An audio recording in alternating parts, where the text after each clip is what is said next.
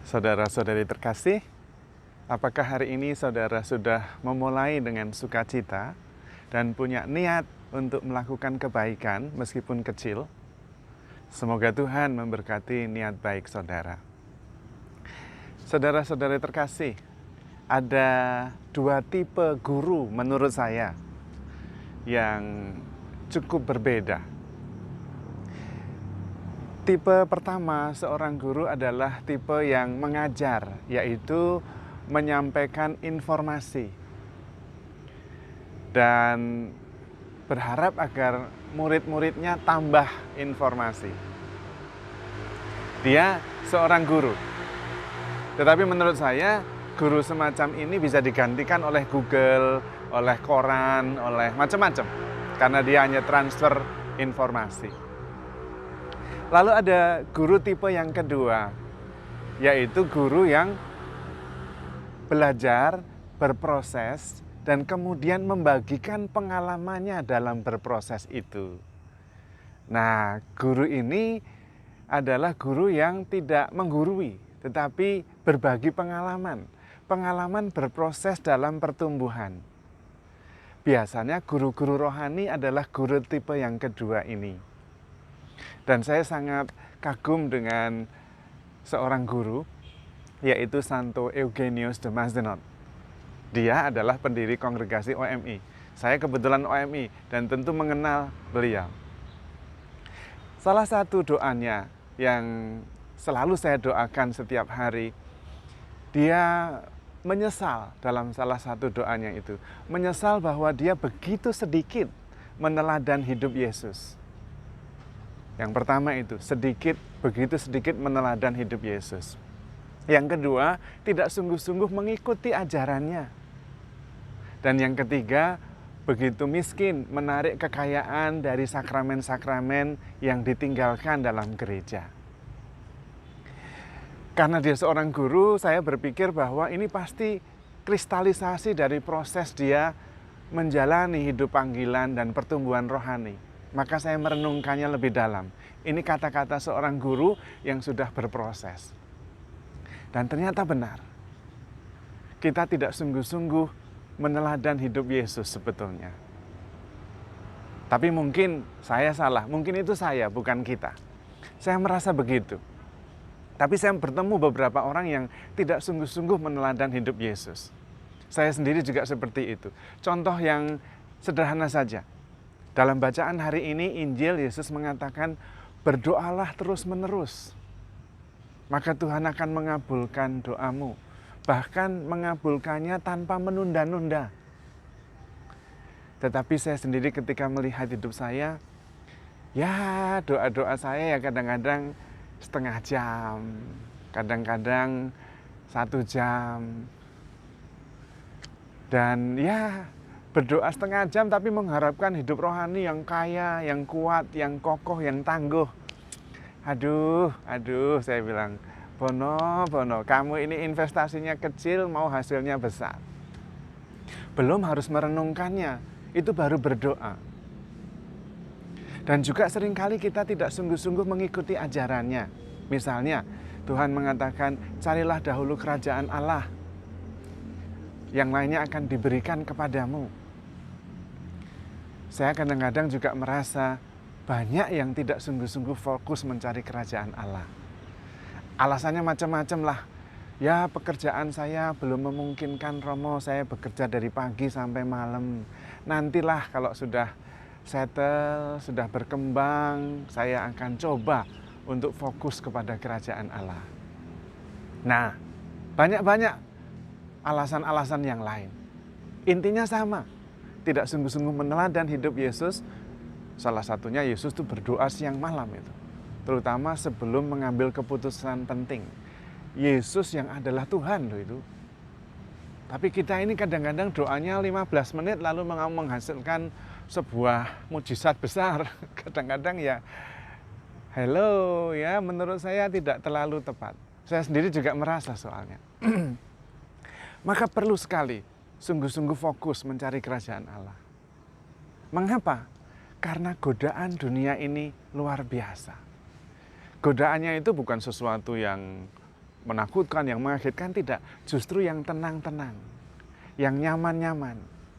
Kalau yang heboh-heboh, menurut saya setan yang menakutkan itu setan yang bodoh. Tidak ada yang mau ikut.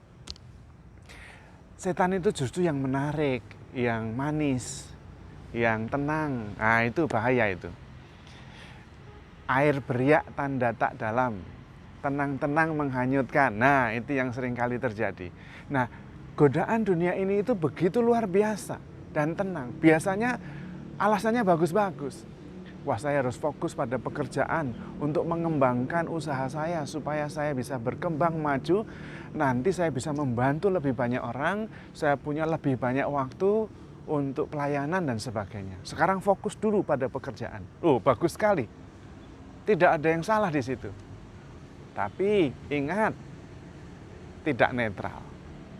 Kalau kita fokus pada pekerjaan boleh dan bagus. Tapi hati-hati, tidak netral. Kadang-kadang lalu kita tidak punya waktu. Ketika ini maju dan berkembang, kita malah makin sibuk, bukan makin santai. Tanggung jawabnya makin besar.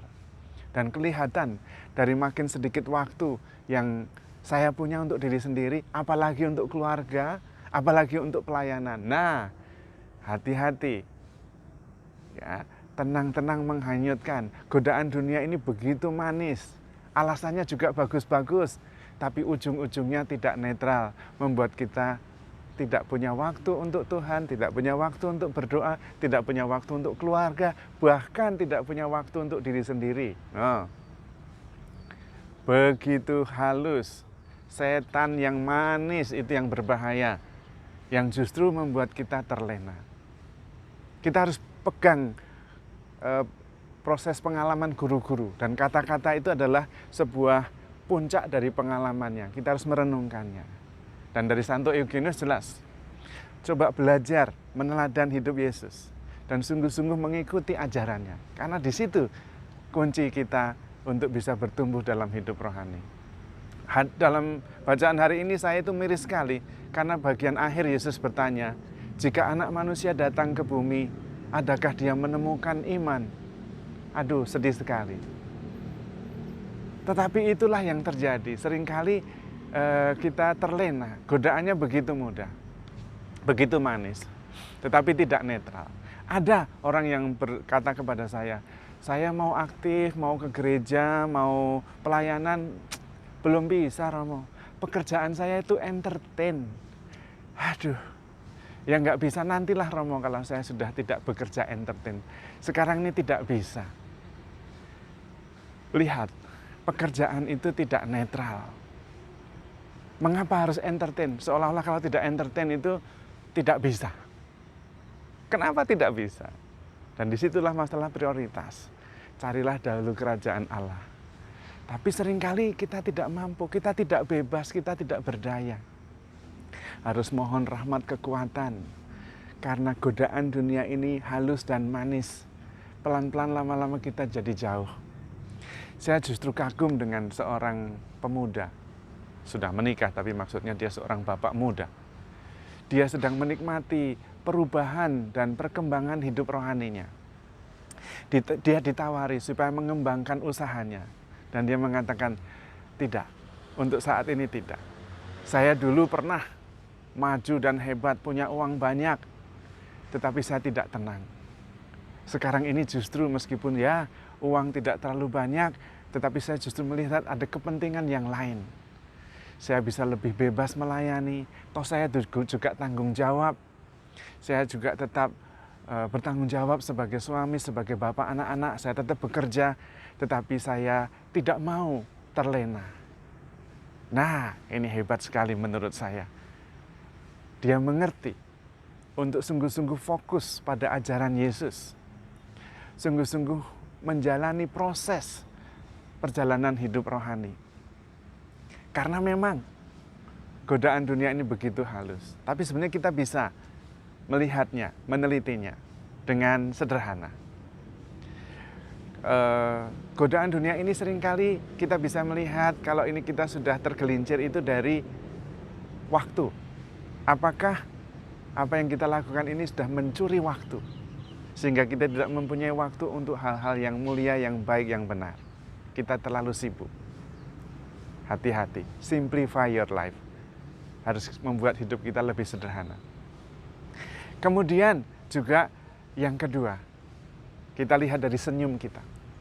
Apakah karena tanggung jawab, karena tugas, karena pekerjaan, karena apa saja alasannya, silahkan kita menjadi lebih sedikit tersenyum, lebih jarang tertawa. Kapan terakhir kita tertawa terbahak-bahak?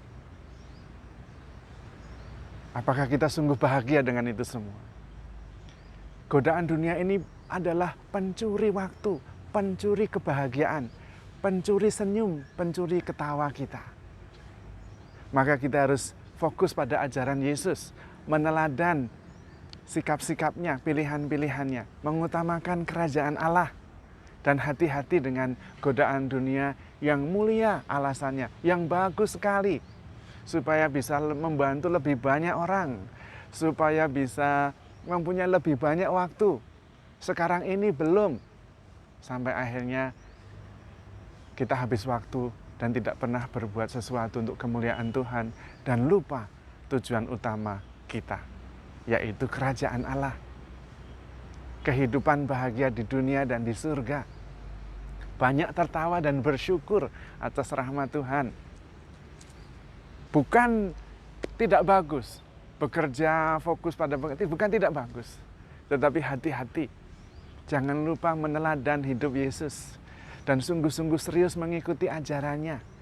Beri waktu, prioritas bahkan untuk berdoa, merenungkan firman Tuhan, dan sungguh-sungguh memilih sesuatu yang membuat kita bebas untuk mengikuti ajaran-ajaran Tuhan dan meneladan hidupnya. Kita pasti bisa, karena Tuhan sudah mengaruniakan Roh Kudus dalam hati kita yang membimbing dan menuntun kita, supaya kita bisa mengikuti proses pertumbuhan hidup rohani kita, hidup berkenan di hadapan Tuhan dan bahagia. Tuhan memberkati.